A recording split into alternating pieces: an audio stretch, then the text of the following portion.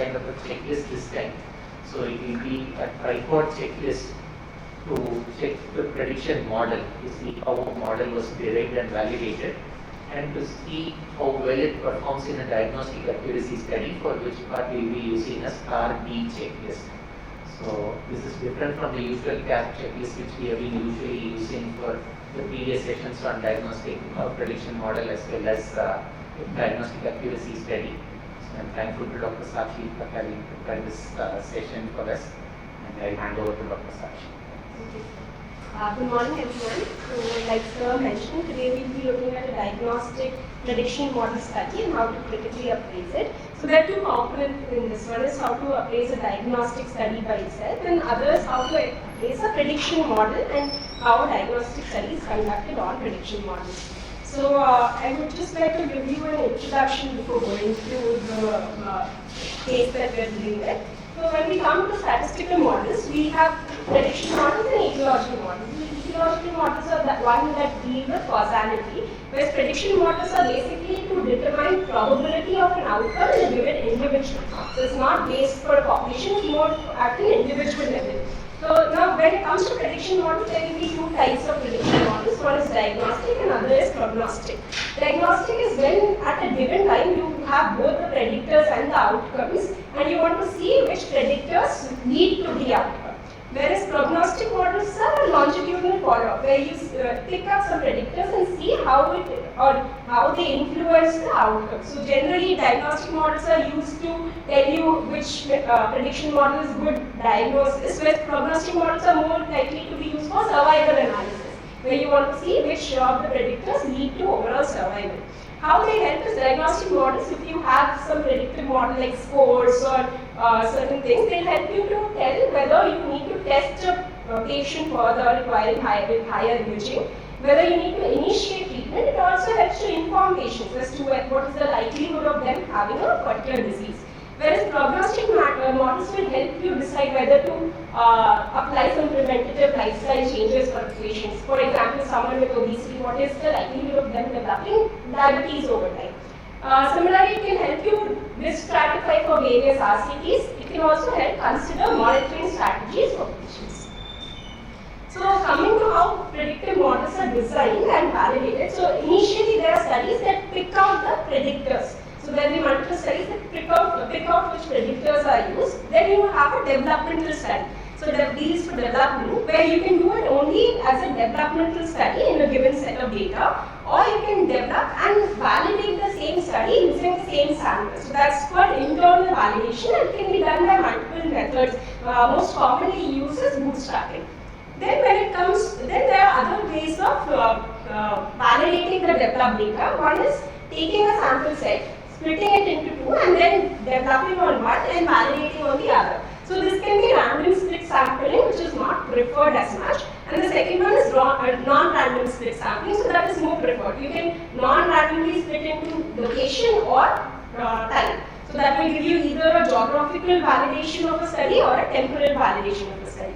Then there is a third thing, which is the most ideal way to do it, is to develop a model on one study and then take the model and validate it on another sample set. There are also some studies that do only validation of a previously developed model, and there are some studies which do validation and updating of the model. So these are the various studies that can be done with the prediction model. Now, with the growing AI in health technology and precision medicine coming into play, lots of predictors are coming up with the same target population and same outcome. So you need to know how to analyze these prediction models to be able to know which score you can use in your population. For example, we know for MI, for NSTEM, we have multiple scores available. So which do we use in our setting? That's why you need to know how to assess these prediction models. Now, two cornerstones of assessing these prediction models are: one is risk of bias, where you want to know it's equivalent to internal validity, where you want to know how the predictors were selected, what was the outcome, what was the reference standard, how the model was developed, and whether there is any risk of bias in that. And then next is applicability, where the study is designed to answer the review question and whether it's generalizable to your population or not. So now when we look at diagnostic accuracy and prediction models, there are multiple checklists that's available online. For reporting standards, there's something called a study for diagnostic accuracy study, which we'll be looking at today. It's standard for reporting of diagnostic accuracy studies. Then for prediction model, a similar reporting checklist is available, which is called TRIPOD. When it comes to assessment, along with CASP and JAMA checklist that we usually use, there's diagnostic accuracy, there's something called as QADAS, which is Quality Assessment of Diagnostic Studies, and there's PROBUST, which is actually a risk of bias assessment tool when you're assessing multiple prediction models to do a systemic review or meta-analysis of the predictive models.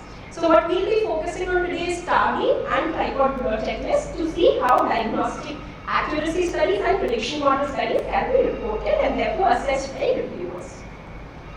So coming to the case scenarios that we have in hand today, we are looking at two cases. One is the 64-year-old postmenopausal lady who's come with a vague lower abdominal pain to their OPD. On evaluation, we found that she has a suspicious adnexal mass on the ultrasound, but a normal CA125. Historically, she has a family history of HNPCC in a cousin of hers, and she wants to know, given the adnexal mass, what is her risk of having the ovarian malignancy. Actually, she wants to know whether she can get away without doing any invasive biopsy or surgery. Now, when you look online to see if there's any risk prediction tools that's available for her, you find that there are multiple tools and you're not sure which one to actually apply in her. So, what do you want to tell her? As opposed to another lady who comes to you, she's a 52-year-old postmenopausal lady, again some vague lower abdominal pain.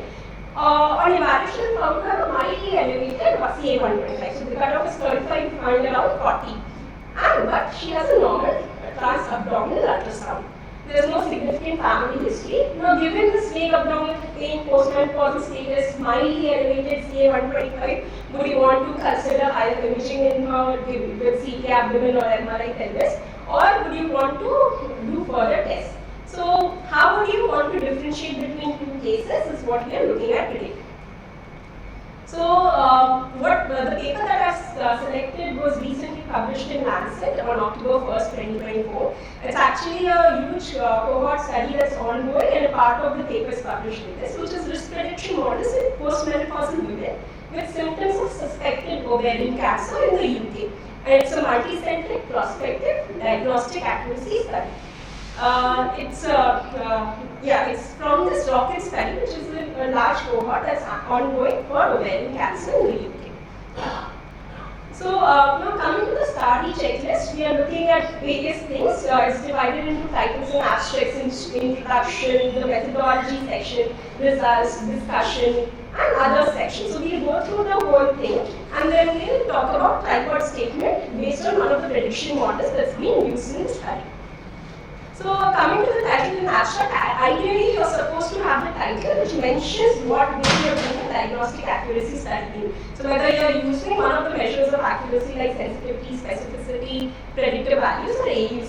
And you have to have a structured abstract. So these people have mentioned a structured abstract. However, if you go back to the title study, you can see that they have not measured which is the way of diagnostic accuracy that they are testing. So that is one thing that should be mentioned. Either you can mention sensitivity, or you can mention, because it's dealing with risk prediction models, whether they have used any calibration plot, something that should be mentioned in your title itself.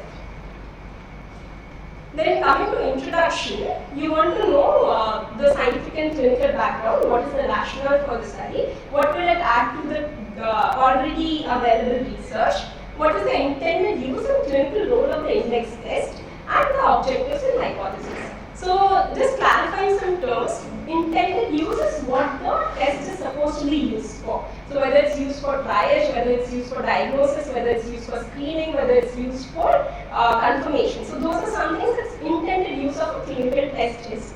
Clinical role is with the currently available diagnosis the option that's already available, how will this additional test help? So whether it will replace, whether it will become the new standard, whether it will become an add-on diagnosis to the already available diagnostic tools that are there. And index test is the test that you are testing against a reference standard. What is the target population or the target outcome is something that you are looking for. Now, so in this study, they have written that there are multiple risk prediction models for dividing low risk and high risk ovarian malignancy, and they want to look at which is the best diagnostic test from head-to-head comparisons in newly symptomatic patients. However, there is no clear hypothesis statement mentioned as to what they think will be the best test. Why that is important? Because if they don't mention any clear hypothesis, there can be dredging of data and results which may not have been there in their mind when they started off with the study.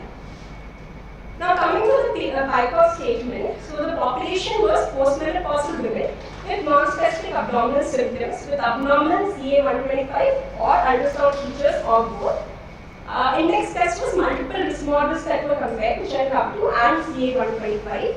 The comparator or the reference standard here was surgical biopsy, either histology or cytology, or if that was not done, clinical follow-up at 12 months. The outcome that was looked at was primary and secondary. Now, the primary they have defined as accuracy of predicting primary invasive ovarian cancer, which is explained as either ovarian, fallopian tube, or primary peritoneal malignancy. When it came to secondary outcome, they are looking at accuracy at predicting either primary invasive ovarian cancer or secondary malignant ovarian cancer, borderline neoplasms, or neoplasms of uncertain or unknown behavior. Time was within the first 3 months they did the index test and then did the surgical biopsy, or if the surgical biopsy was not done, they followed up at 12 months to see the clinical follow-up. The setting is in 23 UK hospitals across the country. Now, what was the methods used? So, these are another set of checklists that you have to go through. What was the study design used? Ideally, if you are using a diagnostic study, the best study design is a cross-section study, because you are expecting that the diagnosis that you are looking for is already there. However, here, because we have planned to do index test first and followed by surgical biopsy hopefully within 3 months, that's why they have used a prospective cohort study design. When it came to participants, they have looked at inclusion criteria of newly presenting female patients. So not patients who are picked up or during ultrasound screening, but they are looking at newly presenting female patients in the age group of 16 to 19. This is the rocket study inclusion criteria, and then they have selected postmenopausal women from there.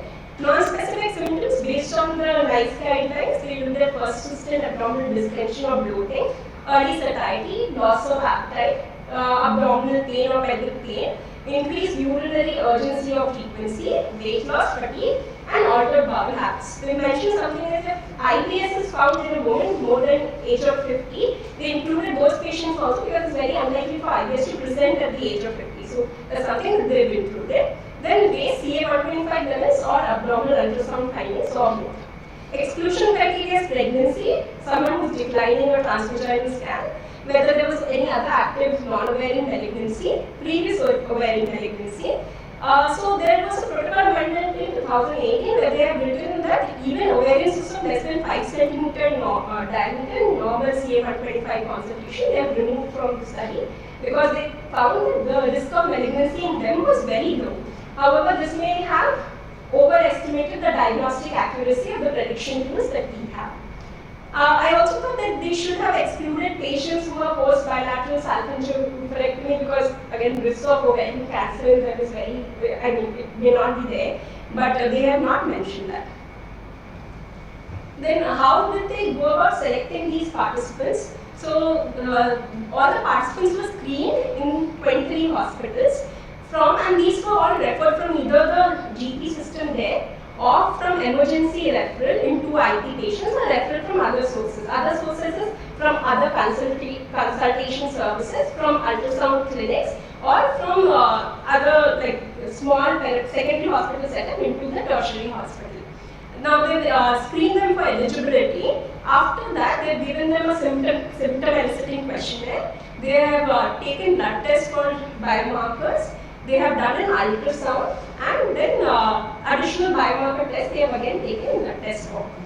Then they have assumed that most of these women will undergo surgery or biopsy, and if not, they have gotten a 12-month patient data for follow-up. Now, most of the patients were consecutively recruited. So this is important because sometimes if you do convenience sampling based on the primary investigator, the study sample that you get may not be reflective of the target population that you are looking at. The study went on from 2015 July to 2018 November. September, and after that follow-up of 1 year of clinical data went on to November 2019.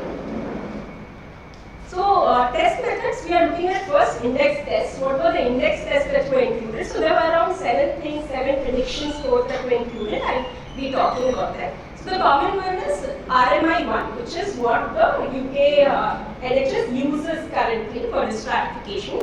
So RMI1 is risk of malignancy scoring, which uses ultrasound score on certain ultrasound features, menopausal status, and the serum CA125 calculation. So based on this score, they calculate the score, and the threshold currently used is 250. Here we wanted to see whether 200 was a better threshold to be used rather than 250. Then second is a Roma score, where it's only 2 serum biomarkers that they use. One is HE4 and serum CA125. HE4 is something that we do not have here, but that's again what they've looked at. Then there's IOTA simple risk model, which uses multiple ultrasound features and the test of center. So whether it's a cancer center or non-cancer center, because we feel that cancer center means there's more likelihood of them having malignancy, and therefore based on the prediction risk model. Then CA125 was seen separately. Then there are the 3 other scores that were used. One was the IOTA simple risk model, which is based on the far right you can see some features which are indicative of malignant or borderline neoplasms, so that's what are benign neoplasms. Then they have used the IOTA ADNEX score. So this is based on certain things like age, serum CA125, the multiple ultrasound features, and whether it was a cancer center or not. Then post the completion of data collection in 2019, there was hiatus because of COVID, and then they analyzed data later. So during that, they found that meanwhile there was a new score that was available, which is called ORAD score, which is again similar to what Tyler's Violet score is. There is an ORAD score now. So they also did analysis of that using similar ultrasound features that they have already collected. So that was a post-hoc data collection and analysis that was done. Now, blood tests that were done, they were stored at -80 degrees centigrade until analysis, and all of them was used doing the same things. Now, a lot of the scores used ultrasound features as in their predictive model. So the ultrasound reporting that was done, the sonographers that were involved in the study, there was no minimum experience that was required of them. All of them underwent 1 day of in-person and online training and then were recruited into the study. Then we did a quality assessment for them. So if you see, 69% of the ultrasound sonographers that were involved in the study were not assessed at all, because everything they had completed only fewer than 10 scans. And out of the 31 people who were actually analyzed for quality of the ultrasound, only 28.5% passed the quality assessment. So it's not a very well-trained ultrasound sonographer group that we are seeing. However, they have written that this is reflective of the target population that we have, that most people may not have significantly skilled sonographers available. They've also mentioned that the 28.5% people who actually passed the sonography assessment did 70% of the scans that were reported in the study. So most of them were actually well trained. So one thing that I thought was, a lot of these patients were referred from other centers, so they would have had a scan done previously, because of which they were referred. They have not mentioned whether these sonographers were masked to the previous report, which may also have introduced some level of bias. So coming to the reference standard is what is used to compare your index test with. The reference standard here was histology or cytology from surgery or biopsy as reported by specialist gynecological pathologists. And if this was not available, questionnaire at 12 months after study recruitment was also conducted to see if the patient knew or had gained information from elsewhere. Now, again, for masking it's important because your index test and reference standards, both if are subjective evaluation, will, if the knowledge of either of them is there to the people assessing these outcomes, will cause bias in the study. So here they mentioned the results of the people who are assessing the index test were masked the results of reference standard. However, if we see that it's a prospective study and the reference standard is done 3 months later, obviously it may not include so much bias. However, they have not mentioned the vice versa, that the pathologists who were assessing the studies, whether they were masked to the score. Second thing is because ORAS was was done post hoc. We have not mentioned whether those index tests people were blinded or not. Now coming to the analysis, they've used sensitivity, specificity, positive predictive value, negative predictive value for most of the tests. For the model performance, there's some scores called discrimination and calibration. So discrimination is whether the score is able to discriminate between a positive outcome and a negative outcome. And calibration is how much it agrees with the observed value. So how much is the predictive value agreeing with the observed value. It's discriminate. So I will come to how they look like and how they are represented.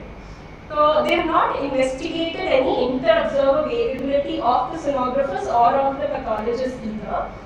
So coming to sample size calculation, I thought it was a little weird because initially when they started out, they have tried to detect a 10% increase in sensitivity and 5% increase in specificity from the RMI 250 scoring.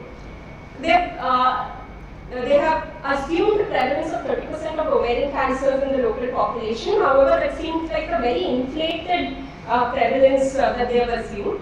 Then they have calculated a sample size of 133 patients in the postmenopausal cohort with a power of 90%. And they have adjusted for, because they are doing multiple comparisons between multiple indexes, they have adjusted using a quaternary correlation score and decreased the p-value. However, after 1 year of the study, they have done protocol amendment in the sample size. So they have again changed the assumption of the prevalence to 8%, saying in the past 1 year data that prevalence was found to be low. And they have increased the effect that they are trying to study. So they have increased the effect of sensitivity from 10% to 13%. So because this protocol amendment happened after the initiation of study, it seemed a little weird to me, and we need to keep it in mind while interpreting the results. Coming to how they dealt with missing data, it's important because again if the missing data is biased or it's not at random, it will not be reflective of the target population that they study. So they have written that if the reference standard results were inconclusive or missing, they have excluded those patients from primary analysis. However, index test test also, if the data was missing, they have excluded from primary analysis. For secondary analysis, they have included the patients who have missing index test data. They have also done sensitivity analysis using multiple imputations of the missing data for the index test, not for the reference standard. Coming to others, this section looks at whether there was any conflict of interest, what was the funding of the study. The funding of the study was from the UK National Institute of Health and Care Excellence. Ethical approval was obtained from the IRB board there, and it was registered on the RCT registry. Written consent was available, and the study protocol that was made initially is freely available online.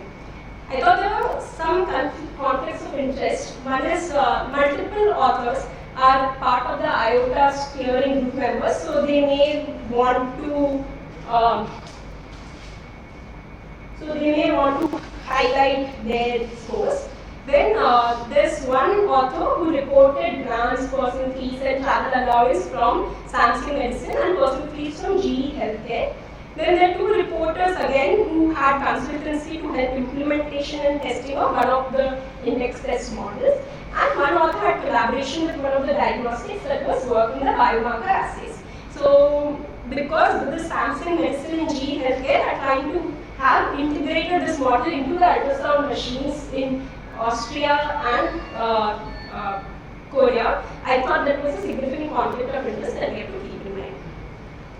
Now coming to the results. So till now we know that this study is not free of bias. There are some inherent biases in sample size, in conflict of interest. But keeping that in mind, given that this is the most updated comparative study that we have, we go and look at the results and see how they affect. So coming to the flow, we have screened around 6,900 patients, out of which 2,700 were eligible, of which 81% were included in the study. Most of the exclusion from the study seemed patient's choice and did not seem very biased by the investigator. Then out of the 2268 patients who were included in the study, 1325 were in the postmenopausal cohort. However, later 83 were reclassified as premenopausal, and then they have analyzed 1,242 participants. So coming to the baseline characteristics, actually they have presented it like a case control kind of design, but what we have to look at is the all participants baseline characteristics and see if it is similar to what we have at hand. They are mostly a white population, but age, BMIs, age, weight seem things that similar to our population. What I wanted to look at was risk factors for ovarian malignancy and whether those baseline characteristics were considered here. So they have looked at smoking status, they have looked at alcohol status, they have looked at hormonal replacement therapy, whether that was available or not.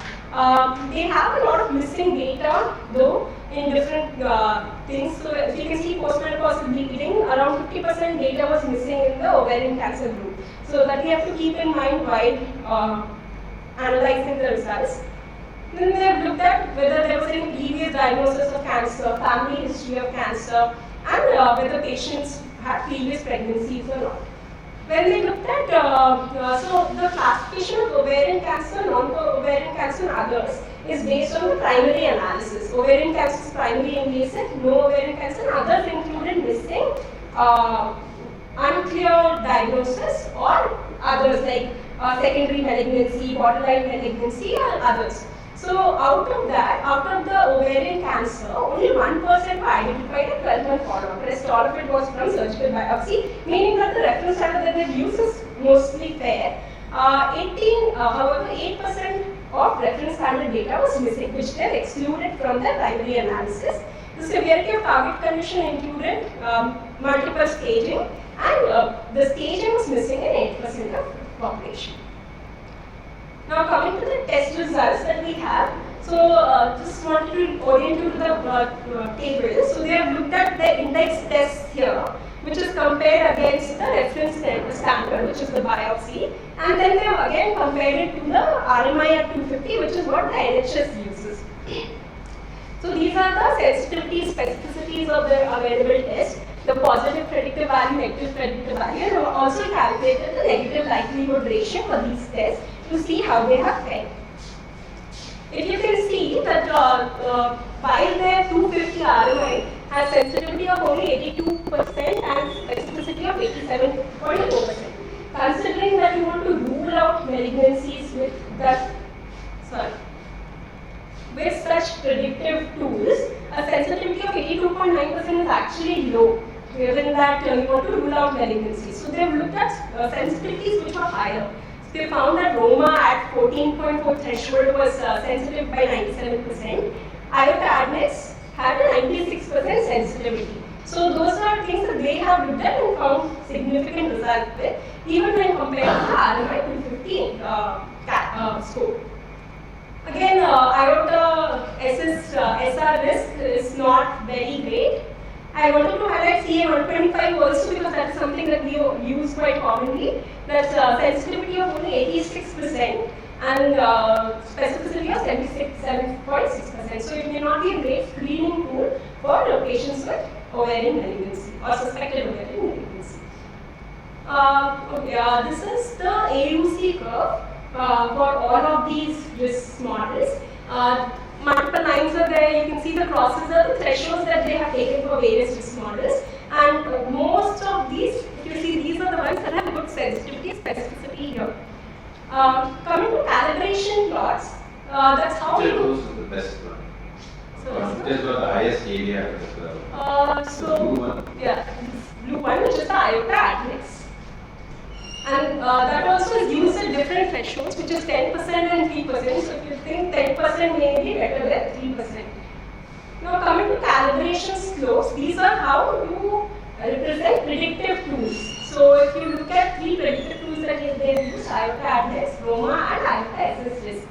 I just want to tell you how it's plotted. So on the y-axis you have the observed, which is the reference standard. On the x-axis is the prediction, or what the predictive model has predicted. Then the blue dotted line is your observed slope, and the blue one is what your predictive model has predicted.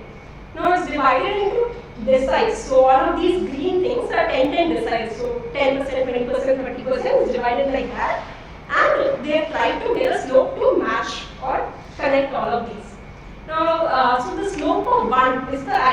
your calibration slope or the predictive model completely matches your test reference. A score of more than 1 means the model is underfitted, and a score of less than 1, which means the model is overfitted. So it will pick up more positive than what your observed values are. So here if you can see, most of these calibration slopes are quite okay. So for the IOTA index it's 0.91, which is lesser than 1, which means it's underfitted, which is better because that means, it's overfitted. Calibration slope for Roma, calibration slope is 1.26, and for IOTA SS risk is 0.54, which is not as great. You want it closer to 1. So similarly, secondary outcomes we looked at for all of the cancers, risk, and it had similar predictions as compared to the primary analysis as well. So when it comes to discussion, you want to look at what is the inference that you make from the study, what the authors have inferred, and whether there are any limitations of the study.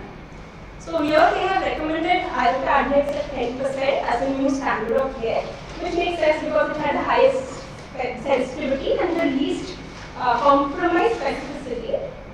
They have said that it may increase testing and it may increase burden on the healthcare in terms of increased tests and increased costs, but they are doing a cost-effective analysis to see what the results of implementing that as the standard of care will be. It may also increase anxiety because there are much more positives than negatives. So they are also trying to assess through more studies how it will affect patient anxiety scores. Now, limitations of these studies, one is it was predominantly white population. The sonographer's quality assessment was poor. They had a significant conflict of interest, even that they found IOTA index to be the best score out of all of them. Sample calculation was unclear, and they have not included all patients in the analysis because 8% of the missing reference data was removed from the analysis. Now, before I come back to our case in hand, I would just like to go through the tripod statement and tell you how this IOTA index model was developed and validated. So the tripod checklist actually uses 22 items across title, abstract, introduction, methodology, results, and discussion. So how this study IOTA index was done, it was published in 2014 in the BMJ group. So it was a development and validation and updation study also, which would help discriminate preoperatively. So they selected only patients who were going for surgery into benign, borderline, stage 1 invasive, stage 2 to 4 invasive, and secondary metastatic ovarian tumors. So what they have done is through the IOTA study, phase 1, B, and 2, which went from 1999 to 2007, they have screened women with who presented with adnexal mass. And based on the inclusion-exclusion criteria, they have selected all the eligible women. Now, those women, they have pre-decided 10 variables for the development of the model. So, out of that, 4 were clinical, which is age, type of center, family history, and CA 125 levels. And then they had included 6 ultrasound features. After that, they have developed a model with 100 imputations. They have taken the same data set and done 100 multiple data set using imputation of the missing data. And then what model they got based on the logistic regression, they have temporarily validated it on phase 3, which went on from 2007 to 2012. Then they have taken the combined data set from 1999 to 2012, and on that pooled data, they have updated the model by updating the coefficients of the logistic regression equation. So that is how they have developed and validated the score of IOTA index earlier. So when you look at the tripod statement, apart from the title, abstract, the background, the introduction part, the second part is the methods, which looks at where the source of the data was, what were the participants, whether the outcome was assessed clearly or not, what were the predictors that were used and whether they were assessed clearly or not, what was the sample size, if there were any missing data and how they have handled those missing data, what was the statistical analysis used, whether they have risk stratified the group into low risk, high risk or not, and whether there was any difference between the developmental set and the validation set. So these are things that you look at the tripod statement while reporting a prediction model study. So I didn't want to go through it elaborately. I just summed it up. So the source of data was through this international multi-center prospective cohort study, like I had mentioned earlier. It is across 20 centers, and one of it was in China, but the rest of it was in Italy, was in London, and Sweden also. The participants, they had taken known or suspected adnexal mass patients who were planned for surgery. They have used the outcome as mentioned earlier based on histopathology by skilled pathologists. The predictors, they have predetermined predictors based on the literature review. So they have taken those predetermined predictors, and only the one thing that was changed in the predictor area was they have dropped the family history predictor. Based on variable models that they ran, they found that the predictor of family history did not influence the model so much. So they have dropped that. Sample size calculation was not clear from the paper. Missing data, they had 31% missing data in CA125 level, which is a significant missing data considering that the model included CA125 in its prediction. However, they have written that they have imputed by chain equations multiple times and their values were consistent throughout the model. Then they have used a multinomial logistic regression to get the model, and then they have tested that model using discrimination and calibration plots and validation and updation. They did not mention any risk groups, and the baseline characteristics of developmental and validation model were similar. So when you look at results reporting for tripod statement, what you have to look at is you have to mention the flow of the participant properly, and baseline characteristics in developmental model, validation model, and updation model, and see whether they were similar, whether the outcomes in each groups were similar or not. Then you have to clearly give how the model development was done. So which predictors you choose, which you draw, how you came up with the final model is what you have to mention clearly. Then you have to specify the model so that it can be replicated in another setup and people can use the model freely. You have to check the model performance with discrimination and calibration plots. And if any model updation was done, you have to mention what was updated and why it was updated. So that is how the results need to be written clearly. So I will come to the performance of the models next, but I just wanted to know that they have written very clearly how the model was developed and the specification. So this is how they have come up with the probability of predicting a certain outcome, and they have mentioned clearly what equation they have used and how they have come up with that equation. Coming to the performance of the model, so if you can see, this is how they have reported it on the developmental data, what was their performance, on the validation data, and after updating on the pool data, how was their performance. So if the most significant was the threshold at 10%, where if you can see the sensitivity is close to 95 to 96%, and specificity is also around 75%, which is good for us for predicting malignancy because we want the higher sensitivity. They have also mentioned that the ablation was done only on the coefficients from the pool data. So coming back to our cases, now since we don't have HE4 marker, Roma was out of question. Now because you want to make sure that you rule out cancer, you don't want to miss the cancer, the test with the highest sensitivity was considered, which is iota adnex. Now Next 3 or 10? at 10%. So for case 1, which was 64-year-old lady with a history of HNPCC, family history of HNPCC with an adnexal mass and a normal CA125, what would you like to do in her? Would you like to go for biopsy or would you not like to go for biopsy? She doesn't want to take biopsy. So how do you decide that? So I just mentioned the sensitivity that was done for the test for the iota adnex at 10, which is 96% with the confidence interval of 92 to 98 and specificity of 58%. And calculated the negative likelihood ratio for you. So anyone, what would you want to do? See what your weakness probability level. Okay, so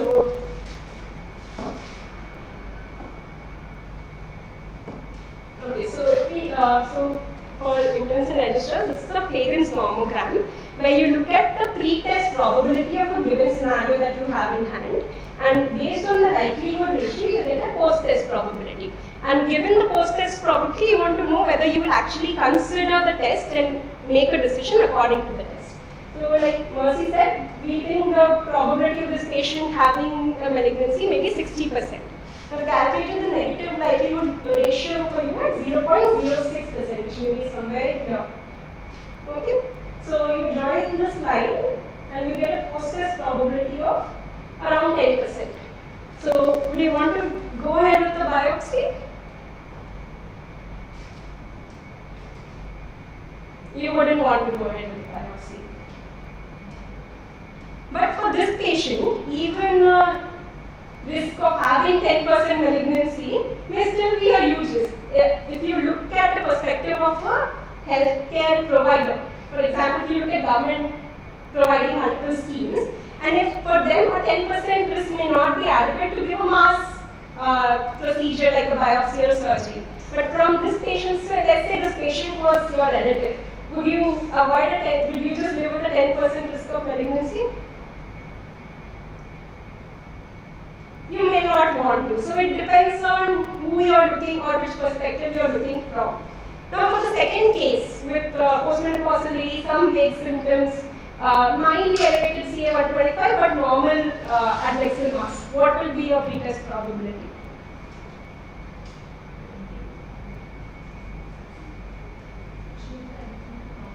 No mass. Okay, I would say maybe 5% because nothing less. Okay, in that case, your negative likelihood ratio of the test is 0.06. So if I draw a line, it comes somewhere around here, which is 1% post-test probability. So in this case, you may not want to do a biopsy at all and keep her for follow-up. So I just wanted to highlight that even if a test is 96% sensitive, the pretest probability makes a lot of difference in your interpreting the test and whether you want to actually use the test or not. But in someone who has a low pretest probability, the test may actually be helpful to rule out a malignancy. We may just keep on.